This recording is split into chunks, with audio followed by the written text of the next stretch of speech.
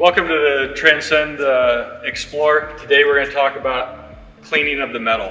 We get a lot of questions coming in, phone calls, emails, about how to properly care for the metal and take care of it. One thing that you won't have to do is wax.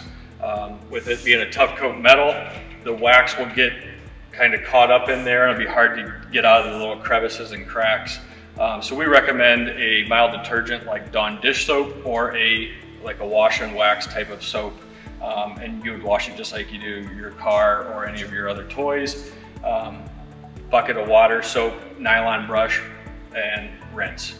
So it's a pretty simple process. You don't need a lot of tedious material or anything, just Dawn dish soap, mild detergent, or a wash and wax, and that will allow you to keep your unit looking brand new.